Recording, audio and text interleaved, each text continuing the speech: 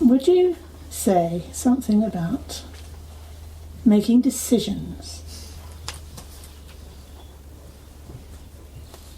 What is making the decision when I think I decide? This is a great question. Also das ist eine tolle Frage. Jemand hat gefragt, können Sie etwas über Entscheidungen sagen? Was entscheidet, wenn ich denke, ich entscheide?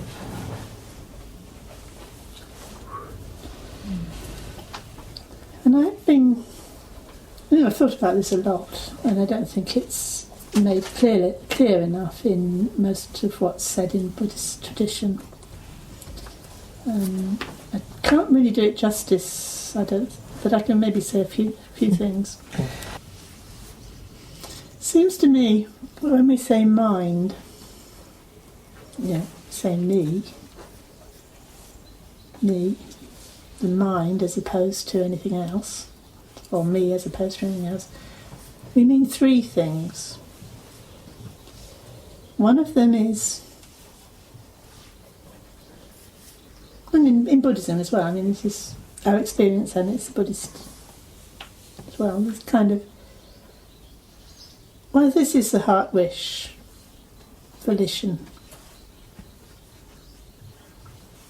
The power, faculty to choose where to go, where to focus, the direction. So that's number one.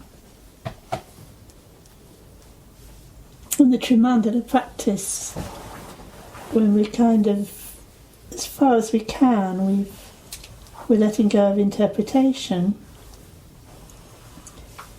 still there's a sense in which, where you focus, you choose where to focus, don't you? You choose to move. Because that power is there. It doesn't need any concepts for that to be working.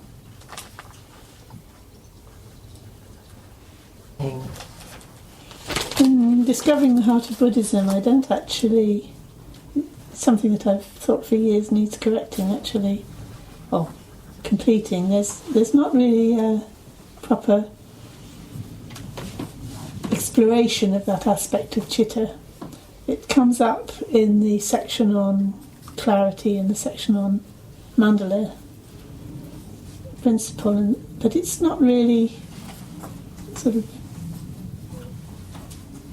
explored as an aspect of chitta itself, which I think it needs to be.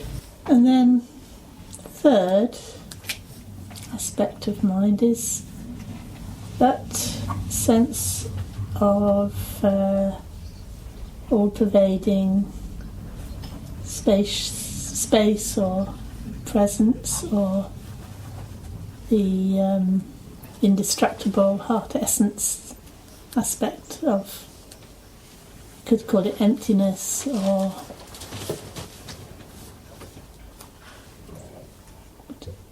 dharmata or dharmaka or something like that, the kind of all-embracing aspect of awareness, so that everything manifests within that and dissolves back into that, and it's the essence of everything.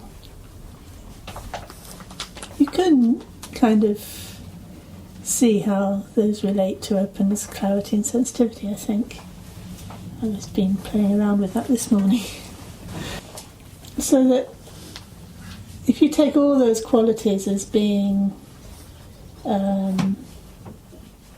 pointers to the nature of the true self, what you truly are in yourself, then it's that decides.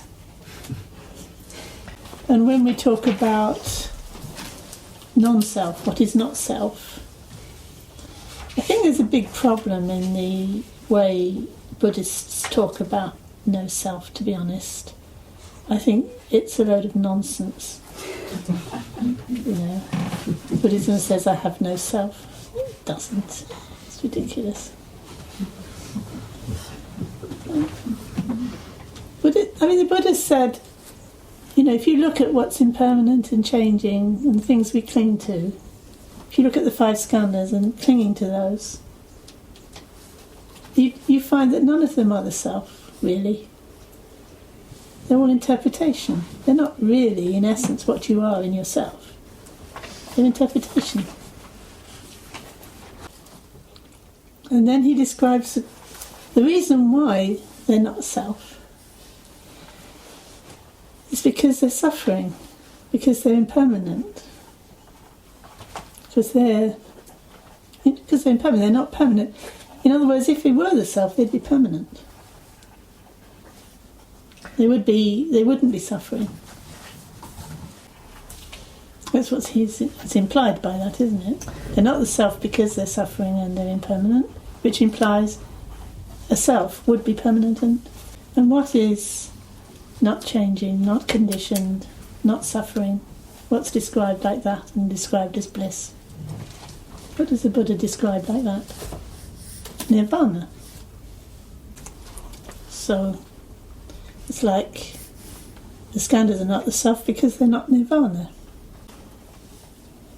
In other words, when I find nirvana, I find my true self. My true self is nirvana. Mein wahres Selbst ist Nirvana. In English, it's very natural to say, what am I in myself? And if you look it up in the dictionary, it means the true nature of something. The self of something is the true nature of something.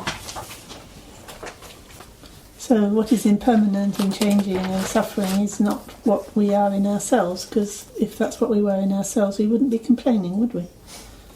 Also was vergänglich ist, was leidvoll ist, das...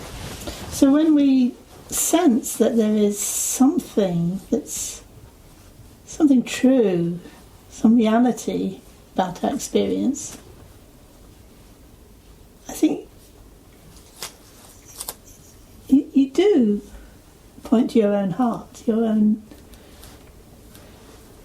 something that's more you than anything else, any interpretation you could put on it. It's something like quite profound. And then we notice that most of the time we're not thinking of that as ourselves. In fact, we tend to not even go there. We're trying to create something that is a kind of parody of that, and kind of hold on to it as somehow I've got to protect this idea I have of myself. And that's the, if you like, that's the self that's the problem.